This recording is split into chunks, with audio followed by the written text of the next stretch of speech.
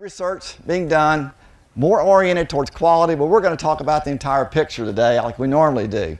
We're just going to run through some release varieties and work through the more recent and advanced lines in the program, things that we think have commercial potential in the very, very near future. Just to introduce what we're looking at here, again, Wheat Quality Council grow-out that was planted on November 5th. Much later than we'd like. We were waiting on the dry weather to turn to a little bit wetter weather. Then we had to wait on the October freeze, and sure enough, by the 5th, we were able to get in here and plant this. Normal fertilization for about a 60 bushel yield goal, no seed treatment, no fungicide. They're on their own, except for our Quality Council old check. We're going to be using SY Monument in the future. But we had Jaguline on this side. It did receive a fungicide. So you might want to look at that. You also will want to look at some of these individual lines and their canopies and how they held up to disease pressure. We have a little bit more disease pressure in this field than we had in the one with the variety trial. So, since we're on the subject of disease, let's turn it over to Bob, Dr. Bob Hunger, his last hoorah at this stop. It's kind of a sad event, but happy for him. It's a good time to be retiring. 39 years is a good length of time to work, and I did notice when I saw that, I think that's the last time I had a suit and tie on. But Dean Kuhn, you'll have to forgive him. I see they have the older emblem there for Oklahoma State, and I think maybe they were thinking I would retire 2 or 3 years ago, whenever that was in fashion then. But yeah, it's been a good run. I've always enjoyed this. Diseases, it's kind of been one of those years. We saw a later planting date for a lot of the wheat in Oklahoma, so there wasn't a lot going on in the fall. But it did come because it stayed so mild for so long. And we started seeing some stripe rust early, leaf rust, powdery mildew, but then as Brett was talking about with that severe cold in February, that seemed to really have knocked it down quite a bit. And didn't seem like it took quite a while to get going again, and so started listening for what they were seeing in South Texas, and sure enough, stripe rust was what showed up there first, and then leaf rust a little bit later, but the stripe rust is what came up and really has been hitting us this year. It has been spotty somewhat. Tipton was real heavy, Cherokee was real heavy. Amanda and I have traveled around quite a bit to the field days. Afton, there was not much there at all, and that's usually a place where there's a lot of the foliar diseases. Kildare was pretty clean. This was clean for quite a long time that Brett was reporting, but you go through here now and you can see stripe rust in here pretty easily, and even leaf rust in some of the varieties over at Amanda's variety trial. There's leaf rust showing up in there pretty good. And with the weather coming this next week, cool and wet, I think we're going to see it pretty well explode across the state in a lot of locations. The other thing that we've got a lot of this year in the lab was wheat streak mosaic virus, High Plains virus, those mite-transmitted viruses, which surprised me because a lot of wheat was planted later across the state, and usually if you have that later planting date, you're not going to get those fall infestations of the curl mites. But this year there seems to be quite a few of them. I think we've gotten around 25, 30 samples, and at least 80%, 90% of those have been positive for one or more of those two viruses. So been quite a bit of disease, but I think it's going to come, but I think most of the wheat is getting too far beyond the time to put a fungicide on if it's needed. There's a lot of good resistance out there as well. But I also have to say here that I've been really blessed to have worked with two different wheat breeders, Dr. Ed Smith, who I thought very, very highly of, but working with Carver has just been amazing to me. He's the Energizer Bunny. I just can't believe it. When we came here, I was, I think, I used to think we were about the same age, but as gotten closer to retirement, I think he's moved to about 10 years younger than me. But anyway, I'm going to give it back to you before I get emotional. Thanks so much, Bob. It's been a real treat to have you around and have your advice and your expertise to rely on, because I think we see it and you can see it in the varieties that we release. There is definitely a disease resistance component, and we owe a lot to Bob Hunger for that. And I'm going to talk about some of the disease resistance components in these not so old releases, but they've been out a couple years now. We're going to go through these pretty quick. I'll also mention parenting for us in other areas. Smith's Gold, the kind of help in lineage is influential, and Green Hammer is primary in the parentage. Plus, on top of that, what we call Duster Diamond. We never released a variety called Duster Diamond. It's just a Duster derivative that's just the best bull in our breeding program. It's a diamond. We rely on it for a lot of things. One in particular is barley yield or that, and over wherever you go. Just know it. It's not an earlier finish thing with a better forage production. I think it's just a more aggressive variety than Double Stop has been. We're not getting away from this parentage. In fact, we're going to rely on it more and more. You will see that now in the next 1, 2, 3, 4 experiment clear field package like that. Sealed. Wow. Pick out the differences. So if we have a resistant line out there, it will be the 155-18 HR-1. And then the 101237, this is one that, it just keeps hanging around. You want to get rid of something, but this is not one to get rid of. This is a cedar cross with some OSU genetics, experimental lines, that has just, it wins the yield trials for us, but it doesn't win the looks contest. And one of the reasons it doesn't win the good looks contest is it has spotting on it, what we call physiological leaf spot. And that just has kind of been an eyesore to me. I know the yield is there, I know the performance is there, everything we're looking for, but the physiological leaf spot has just been noticeable. When you look at the numbers, it doesn't seem to matter. And I don't want to say, because I think Bob would correct me, physiological leaf spot doesn't matter. I don't think it matters so much in this line. So that's why we hung on to it. You can see what I see. It looks really, really good. Now we're going to move on to a completely different genetic lineage. We talked a lot about Double Stop, Smith's Gold. Talked a little bit about Cedar. Now let's talk about Gallagher. Yeah, the Gallagher lineage will continue, but in a little bit different format. Just for show, just so you know what Gallagher looks like, this is Gallagher. However, it's Gallagher that's been cleaned up. So if anybody has bought Foundation Gallagher in the last, Jeff, where's Jeff? I think 2 to 3 years, you have bought the new Gallagher. It's been cleaned up for stripe rust, a more uniform stripe rust reaction.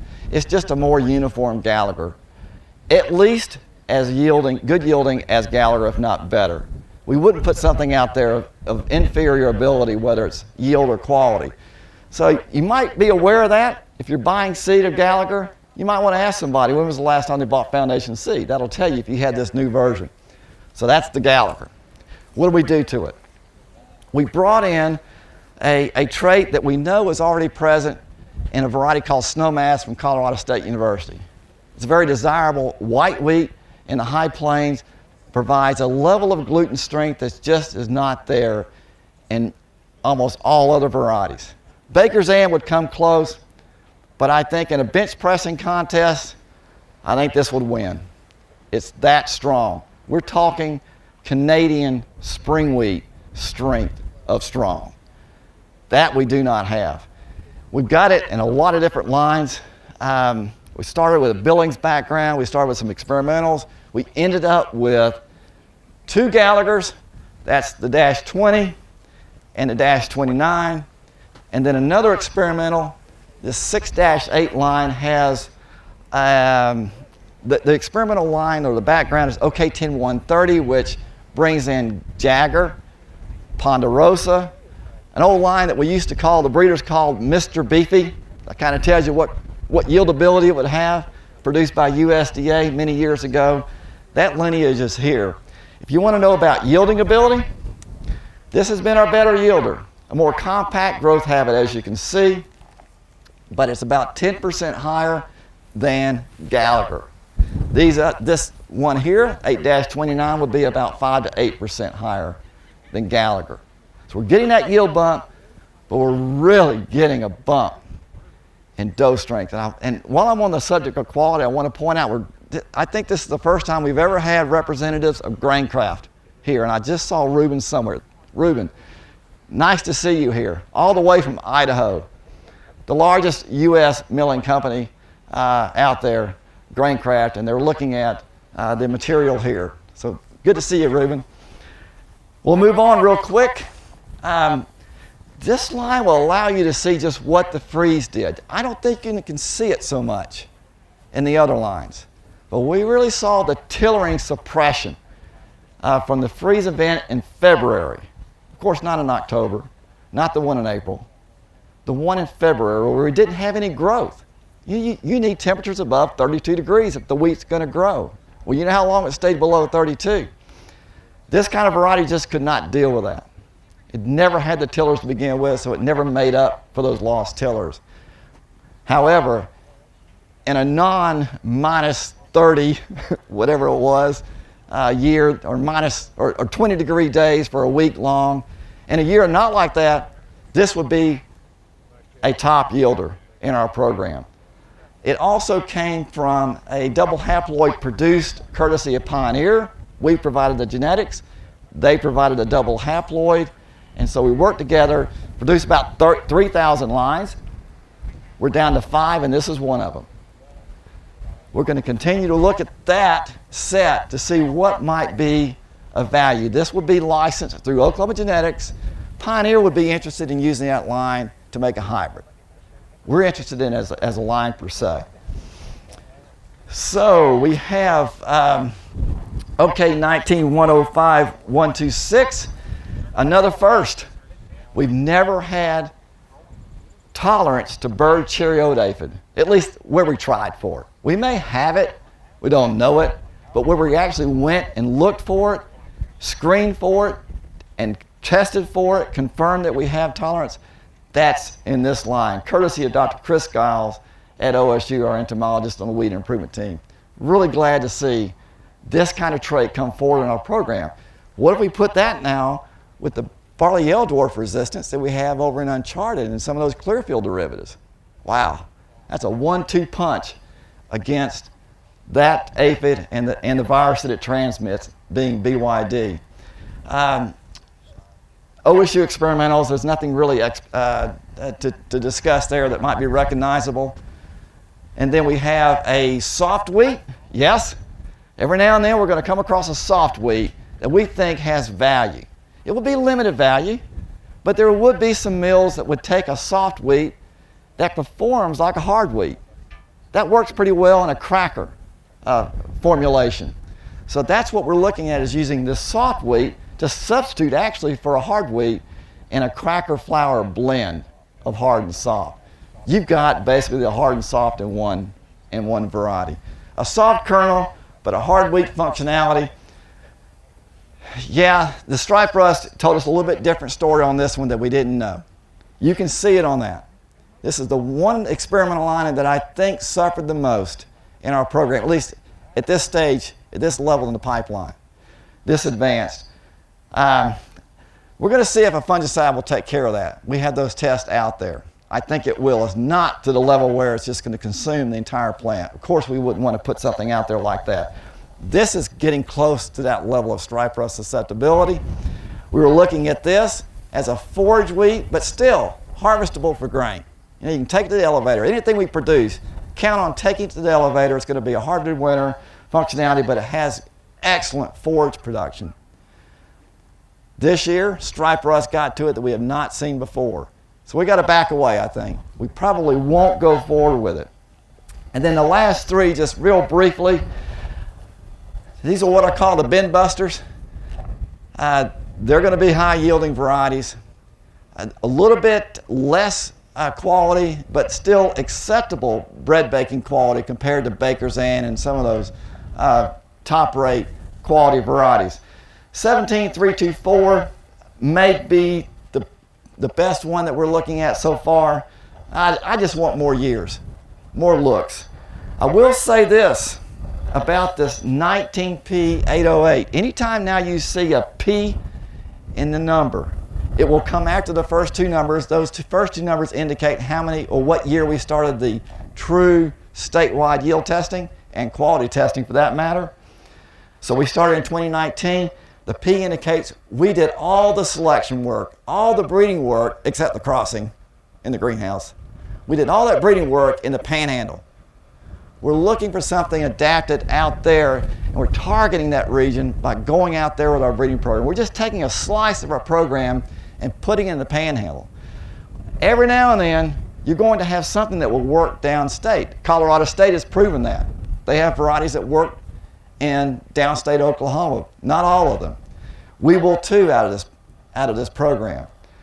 So this has been a statewide top yielder for the last 2 years, and it's really grabbed our attention. I think it got hurt a little bit by the freeze, but I want to see the numbers on it. Let's see what it does on paper. How are we doing for time? Doing good. Anybody want to comment, ask questions? Bob Hunger as well. Yes. Rich, your hard red spring and your soft wheat, trait weeds, will they have to be identity confirmed? Definitely. Definitely. Yes. Will the soft wheat and the high dose strength, the Gallagher derivative, 10130, will those need to be protected in a little bit different way? Let's just put it that way. Yes, they will be. They have to be and they will be. We don't want the soft wheat, of course, to intermingle with the hard wheat in our elevators. But I think the value on that dose strength and the Gallagher background, we want to capture that value completely.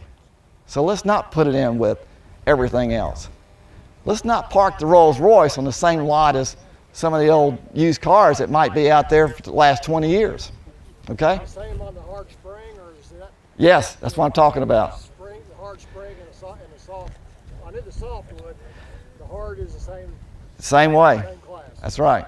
Even though it's hard in winter, the value comes from the functionality that you cannot see in the kernel. You've got to do the baking to see the functionality and the value of it. We want to preserve that value. And it's just, let me give you an idea, because this is pretty impressive. Ruben knows all about this. They use an instrument called the farintograph. It's basically it's a treadmill. You run the dough through a treadmill. You see how much stress it can take when it's mixed and mixed and mixed for a long time. And a lot of the varieties in the Great Plains can only take so much mixing. They only have so much mixing tolerance. And so we measure tolerance in the amount of time it can stay at a certain state. It stays basically intact. The dough is still good. Okay? So a good time for mixing tolerance would be about 8 to 10 minutes.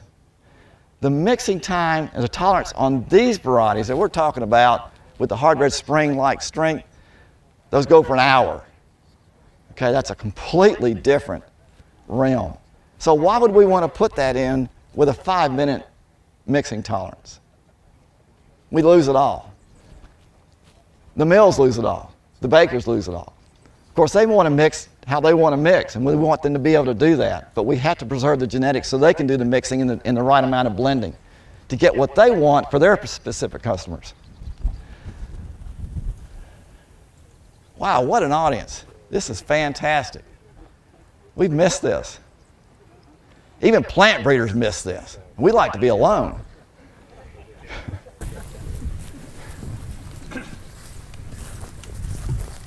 Anything else? Bob, you got anything? No. Okay. I'd say let's go to lunch. I don't think we can say that. Thank you, Dr. Carver. Thank you, everyone, for coming today. Just like you said, we apologize for that. We're great to be out here in the field, see y'all, make some good conversations today. If you haven't noticed, and you weren't here this morning, all these were recorded. They'll eventually end up on YouTube on the Sun Up page. So if you need to go through these varieties again, or someone that couldn't make it here today, you'll be able to find those on that YouTube channel, Sun Up TV YouTube. So Once again, thanks for everyone for coming. Let us know if you like this format. Obviously, it's a condensed program, only 3 stops today. But having everyone together, you see some pros and cons of that. So let us know if you like that, or if you'd like to have the dozen options like in the past. So with that, we got Mike Schulte with the Wheat Commission here today. He's got a special presentation, and I'll hand it back over to him. And once again, thank you all for coming today.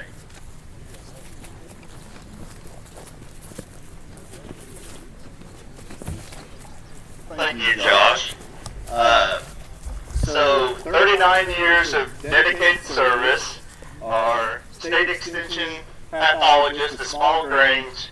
All you have to do is look at these variety trials and see his contributions to that, as well as his contributions to his students and an extension and to the producers of Oklahoma.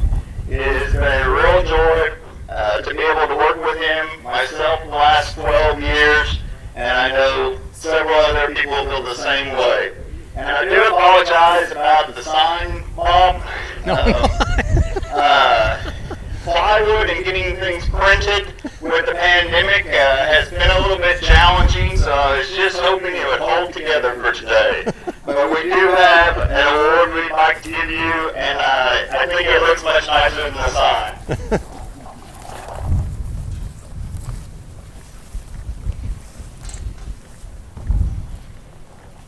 Oh, sorry. And the award? Yes. Really nice, thank you.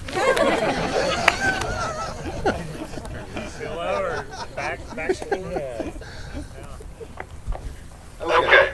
It says 39 years, presented to Dr. Bob Hunger. Thank you for your dedication and leadership provided to the Oklahoma wheat industry. Your commitment to foster innovation and improvement within our wheat research program at OSU will never be forgotten. Happy retirement and best wishes on your new chapter in life, the Oklahoma wheat industry.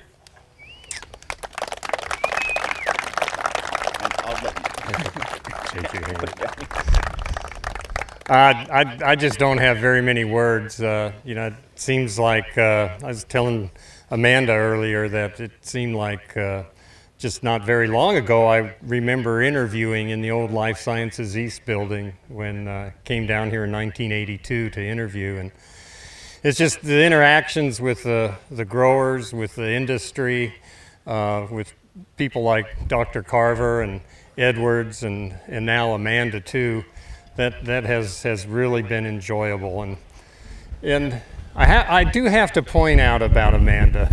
We've traveled quite a bit this last couple weeks and have really enjoyed that. I think she's going to be outstanding, and especially because one of the first things I showed her was my old cell phone, which is about 5-6 years old, and it sends me multiple texts from people, the same text. I'll get it 4 or 5 times.